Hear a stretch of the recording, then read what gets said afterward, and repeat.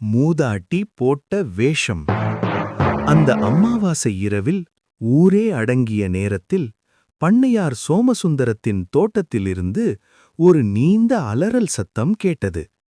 விடிந்ததும் ஊரே திரண்டு போய் பார்த்தபோது அங்கே பண்ணையார் ஒரு பெரிய ஆலமரத்தில் தூக்கில் தொங்கிக் கொண்டிருந்தார்.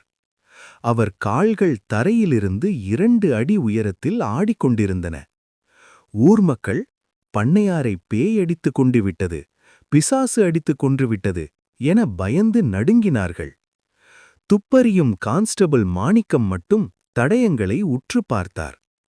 பண்ணையாரின் கழுத்தில் கயிறு இறுக்கிய தழும்பை தவிர மார்பில் சிறு காயங்கள் தென்பட்டன.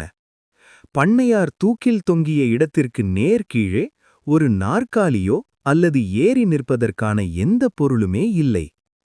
உயரமாக தொங்கும் ஒரு மனிதர் தானாக ஏறி நிற்க ஏதுமில்லாமல் எப்படி தூக்கு போட முடியும்?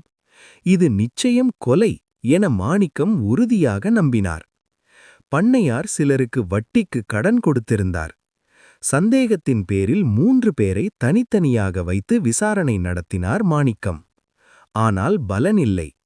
அப்போது மாணிக்கம் ஒரு தந்திரம் செய்தார். ஒரு மூதாட்டியை ஏற்பாடு செய்து அவருக்கு சாமி வந்தது போல் ஆடச் செய்து, பண்ணையார் செத்தாலும் ஆவியாக வந்து தன்னை கொன்றவனை அடுத்து வரும் அம்பாவாசைக்குள் அடையாளம் காட்டுவார் என ஒரு திகிலை கிளப்பினார். ஏற்கனவே ஆவி, பேய், பிசாசு என்று நம்பி வந்த ஊர் மக்கள் இதையும் நம்பினார்கள்.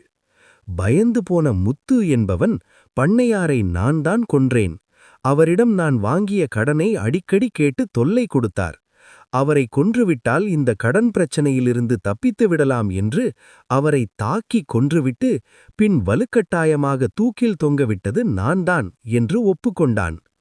முத்துவை பிடிக்க வேஷம் போட்டு உதவிய மூதாட்டிக்கு நன்றி சொன்னார் மாணிக்கம். எழுத்து சரவணன் சூர்யா.